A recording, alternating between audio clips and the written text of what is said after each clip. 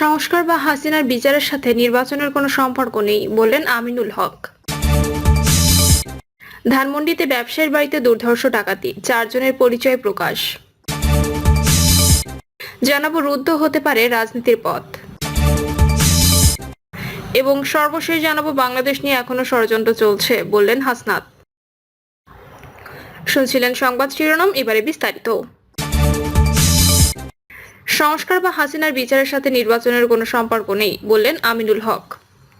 গত 5ই আগস্টের পরে আওয়ামী স্বৈরাচার শেখ হাসিনা দোসরদের সাথে আরও কিছু নতুন দোসর তৈরি হয়েছে বলে অভিযোগ করেছেন বিএনপির কেন্দ্রীয় ক্রীড়া বিষয়ক সম্পাদক ও ঢাকা মহানগর উত্তরের আহ্বায়ক আমিনুল হক। তিনি বলেন, স্বৈরাচারের এই নতুন দোসররা ক্ষমতার মোহে পড়ে গেছে।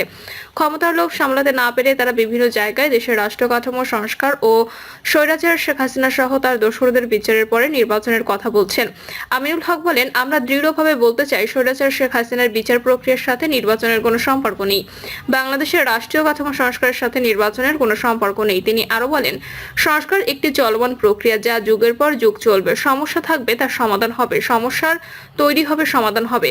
কিন্তু সংস্কার বা স্বৈরাচার শেখ হাসিনা বিচারের সাথে নির্বাচনের কোনো সম্পর্ক নেই বা থাকতে পারে না। বিএনপির এই কেন্দ্রীয় নেতা বলেন, বিএনপি সবসময় বিশ্বাস করে জনগণই হচ্ছে সকল ক্ষমতার উৎস। সেই ক্ষমতার উৎসকে ধারণ করে জনগণের প্রতি বিশ্বাস ও আস্থা রেখে বিএনপির প্রত্যেকটা কর্মকাণ্ড, দলের প্রত্যেকটি কর্মপরিকল্পনা হচ্ছে সাধারণ মানুষকে নিয়ে, সাধারণ মানুষের সাথে নিয়ে বিএনপি এগিয়ে যেতে চায়। তিনি বলেন, মানুষ ভোট দিতে চায়, নির্বাচনের মাধ্যমে দেশের জনগণের সরকার প্রতিষ্ঠা হবে এবং সেই জনগণের সরকারই পরিপূর্ণভাবে বাংলাদেশের রাষ্ট্র কাঠামো সংস্কার করবে এবং স্বৈরাচার শেখ হাসিনা সহ তার দোসরদের বিচারের আওতায় আনতে হবে। ধানমন্ডিতে ব্যবসায়ীর বাড়িতে দুর্ধর্ষ ডাকাতি, 4 জনের পরিচয় প্রকাশ। রাজধানীর ধানমন্ডিতে অলংকার নিকেতন জুয়েলার্সের মালিক এম.এ. হান্নান আজাদের বাসায় দুর্ধর্ষ ডাকাতির ঘটনা ঘটেছে। এই ডাকাতিতে ব্যবহার করা হয়েছে র্যাবের পোশাক, পরিচয় দেওয়া হয়েছে নির্বাহী ম্যাজিস্ট্রেট ও ছাত্রদের। তবে পালিয়ে যাওয়া অন্য ডাকাতরা নগদ প্রায় 25 লাখ টাকা এবং কিছু স্বর্ণালংকার নিয়ে গেছে। তিনি বলেন, 26শে মার্চ ভোরের দিকে ধানমন্ডির 8 নম্বর সড়কের একটি বাসায় ডাকাতির ঘটনা ঘটে। প্রায় 20 থেকে 25 জনের একটি ডাকাত দল ওই বাসায় ডাকাতি করতে যায়। তারা সেখানে র্যাব, ম্যাজিস্ট্রেট এবং ছাত্রদের পরিচয় দেয়। ডাকাত দলে 10 জন র্যাবের পোশাকে ছিলেন। এরপর বাসায় থেকে ডাকাতি শুরু হয়। বাসার মালিক তাৎক্ষণিকভাবে 999 নম্বরে ফোন দেন। সঙ্গে সঙ্গে পুলিশ ঘটনাস্থলে পৌঁছায়। পাশে একটি ভবনের ছাদ ঢালাইয়ের কাজ চলছিল। বাসাটির পাশেই সেখানকার শ্রমিকরা পুলিশকে সহযোগিতা করে 4 ডাকাতকে গ্রেপ্তার করে। ডাকাতদের ধরতে গিয়ে পুলিশের 2 জন সদস্য আহত হন। ধানমন্ডি জোনের এসি আরো বলেন, এ ঘটনায় জুয়েলার্সের মালিক এম.এ. হান্নান আজাদ ধানমন্ডি মডেল থানায় মামলা করেছেন। মামলায় গ্রেপ্তার 4 জন সহ পলাতকদের আসামি করা হয়েছে। এছাড়া ঘটনার সিসি ক্যামেরার ফুটেজ সংগ্রহ করা হয়েছে। এরই মধ্যে পলাতক কয়েকজন ডাকাতকে শনাক্ত করা হয়েছে। বাকিদের শনাক্তের কাজ চলমান। রুদ্ধ হতে পারে রাজনীতির পথ। দেখে শুনে মনে হচ্ছে বাংলাদেশের রাজনীতিতে একটা অচল অবস্থা সৃষ্টি হয়েছে। এর ফলাফল এমন হতে পারে যে রাজনীতি পথ হারিয়েছে। অন্তত কিছুকালের জন্য হলেও এটা ঘটে যেতে পারে। অন্তর্বর্তীকালীন সরকারের প্রধান মোহাম্মদ ইউনূস বেশ কিছুদিন ধরেই বলেছিলেন ডিসেম্বর নির্বাচন হবে। অবশ্য গতকালই জাতির উদ্দেশ্যে দেওয়া ভাষণে ডিসেম্বরের স্থির থাকলেন না। বললেন, ডিসেম্বর থেকে জুনের মধ্যে নির্বাচন হবে। তবে সংসদ নাকি গণপরিষদ, কোন নির্বাচন হবে তার বক্তব্যে সেটি খোলাস হয়নি বলে মনে করেছে অনেকেই। সম্ভবত রাজনৈতিক দলগুলোর ঐক্যমতের উপর তিনি সেটা ছেড়ে দেবেন। বর্তমানে সক্রিয় রাজনৈতিক সংগঠনগুলোর মধ্যে সবচেয়ে বড় দল বিএনপি বলছে, আগে জাতীয় সংসদ নির্বাচন করে গণতান্ত্রিকভাবে রাজনৈতিক সরকার প্রতিষ্ঠা করতে হবে। গণপরিষদ গঠন করার কোনো প্রয়োজন নেই বলে মনে করছে দলটি। নতুন রাজনৈতিক দল জাতীয় নাগরিক পার্টি বলছে, 5টি সংস্কার কমিশনের সংবিধান সম্পর্কিত সংস্কারগুলো গণপরিষদ নিষ্পত্তি না হওয়া পর্যন্ত জাতীয় সংসদ নির্বাচন মেনে নেবে না। এই দলটি আগে চেয়ে গণপরিষদ সংসদ নির্বাচনের আগে স্থানীয় সরকার নির্বাচনও তাদের দাবির একটি। জামায়াতে ইসলামী গণপরিষদ বনাম জাতীয় সংসদ নির্বাচন নিয়ে এখন অবধি খুব স্পষ্ট মন্তব্য করেনি। জামায়াতের সেক্রেটারি জেনারেল মিয়া গোলাম পরোয়ার বলেছেন, সরকারকে জাতীয় দলগুলোর সঙ্গে আলোচনা করে তাড়াতাড়ি নির্বাচন দিতে হবে। কী ধরনের নির্বাচন চায় তারা সেটা খোলাস করে বলেনি এই দলটি। অন্যান্য দলগুলো কিছুটা টলমল, যারা বিএনপির ঘরানা তারা বিএনপির সঙ্গে সুর মিলিয়ে জাতীয় সংসদের নির্বাচন অনুষ্ঠানের দাবি জানিয়ে যাচ্ছে। জাতীয় সংসদ বা গণপরিষদ যে নির্বাচনই হোক না কেন, কারা এই নির্বাচনের অংশগ্রহণ করতে পারবে, আরো সূক্ষ্মভাবে বলতে গেলে কারা পারবে না তা নিয়ে বিতর্ক চলছে। দুর্ভাগ্যবশত তর্ক বিতর্কে সেনাবাহিনীকেও টেনে আনা হয়েছে, আর এই কাজটা করেছে নবগঠিত রাজনৈতিক এনসিপির দুই নেতা হাসনাত আব্দুল্লাহ ও সার্জিস আলম। এই দুই নেতা জুলাই অভ্যুত্থানের পর থেকে একের পর এক বিতর্কের জন্ম দিয়ে যাচ্ছেন, অথচ কোটা বিরোধী আন্দোলন শুরু হওয়ার কিছুকাল আগেও তারা ছিলেন ছাত্রলীগের নেতাকর্মী। সেনাপ্রধানের সঙ্গে বৈঠকের প্রসঙ্গ সামাজিক যোগাযোগ মাধ্যমে প্রকাশ করে হাসনাত যে বিতর্কের জন্ম দিয়েছেন, সেখানে সার্জিস আবার ভিন্ন মত প্রকাশ করে বিতর্ককে উস্কে দিয়েছেন। এইসব তর্ক বিতর্কে ঘৃতাহুতি দিয়েছে পঞ্চগড়ে সার্জিসের গাড়িবহর নিয়ে শোডাউনের ঘটনা। যে দল নতুন রাজনৈতিক বন্দোবস্তের কথা বলছে, সংস্কারে আনার প্রত্যয় ব্যক্ত করছে, সেই দলের নেতার এমন আচরণ খোদ দলের মধ্যে বিতর্কের জন্ম দিয়েছে। রাজনৈতিক দলগুলোর জন্য এসব সংস্কার প্রস্তাব গ্রহণ বাধ্যতামূলক নয়। যেমন সংস্কারের 166টি সুপারিশের মধ্যে 113টির সঙ্গে একমত হয়েছে এনসিপি, বাকিগুলো তারা বাতিল করে দিয়েছে। বিএনপি যে অস্থায়ী সরকারের অধীনে কোনো সংস্কারই চায় না তা অনেকভাবে জানিয়ে দিয়েছে।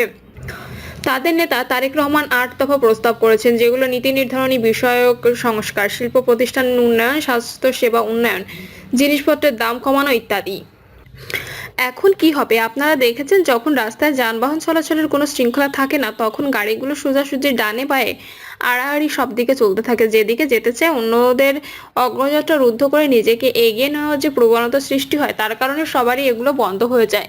এটাকে বলে ডেডলক বা অচল অবস্থা। তখন ট্রাফিক পুলিশ আসে যানবাহন নিয়ন্ত্রণের জন্য। তারা একদিকে যানবাহনকে সম্পূর্ণ বন্ধ করে দেয়। যেসব গাড়ি ইন্টারসেকশনের আড়াআড়ি আটকে রয়েছে তাদেরকে ক্লিয়ার করে একদিকটা একটু হালকা হলে অন্যদিকের গাড়িতে যেতে দেয়। এখন প্রশ্ন হলো, কে হবেন আমাদের ট্রাফিক পুলিশ? আরো প্রশ্ন আছে, তিনি কোন দিকে ট্রাফিক আগে বন্ধ করবেন, আর তিনি চাইলে কি বন্ধ করতে পারবেন? যারা সংস্কার নিয়ে কাগজে লিখেছেন, তারা কি এইসব সমাধানের পথ বাতলে দিয়েছেন? যখন সংস্কার গ্রহণ বাধ্যতামূলক নয়, তখন জাতীয় ঐক্যমত্য হবে কিভাবে?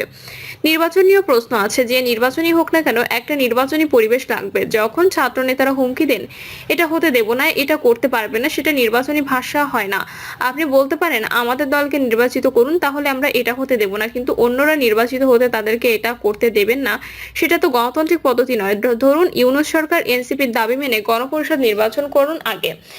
বিএনপি যে তা মানবে না, এটা অনুমান করার জন্য খুব বেশি দূরদৃষ্টির প্রয়োজন নেই। দলটি অন্তর্বর্তীকালীন সরকারের উপর আস্থা হারাচ্ছে। নির্বাচনের সম্ভাব্য সময়সূচি নিয়ে প্রধান উপদেষ্টার বক্তব্য অস্পষ্ট মনে হচ্ছে বিএনপির মহাসচিব মির্জা ফখরুল ইসলাম আলমগীরের কাছে। তিনি স্বাধীনতা দিবসের সকালে ঢাকা শেরেবাংলা নগরে প্রয়াত রাষ্ট্রপতি জিয়াউর রহমানের কবরে শ্রদ্ধা নিবেদনের পর সাংবাদিকদের সঙ্গে বলেছেন, আমরা বারবার বলে আসছি যে স্পষ্ট রোডম্যাপ এবং দ্রুত নির্বাচন, তা না হলে যে সংকটগুলো সৃষ্টি হচ্ছে, এই সংকটগুলো কাটবে না। স্বাধীনতা দিবসের আগের দিন সন্ধ্যায় জাতির উদ্দেশ্যে দেওয়া ভাষণে প্রধান উপদেষ্টা মোহাম্মদ ইউনূস বলেছেন, নির্বাচনের ব্যাপারে আমি আগেও বলেছি, আবারও বলছি, এবছর ডিসেম্বর থেকে আগামী বছরের জুনের মধ্যে নির্বাচন হবে। এর প্রতিক্রিয়ায় বিএনপি মহাসচিব বলেন, এটা অত্যন্ত অস্পষ্ট কথা। ডিসেম্বর থেকে জুন 6 মাস, সুতরাং এটা কোনো রোডম্যাপ দেওয়া হয়নি। বিএনপি ক্ষমতায় যাওয়ার জন্য নির্বাচনের কথা বলছে না, এমন মন্তব্য করে মির্জা ফখরুল বলেন, বিএনপি জাতির স্বার্থে, জাতিকে রক্ষা করার স্বার্থে, স্বাধীনতা সার্বভৌমত্বকে রক্ষা করার স্বার্থেই নির্বাচনের কথা বলছে এবং নির্বাচিত সংসদ এবং সরকারের কথা বলছে।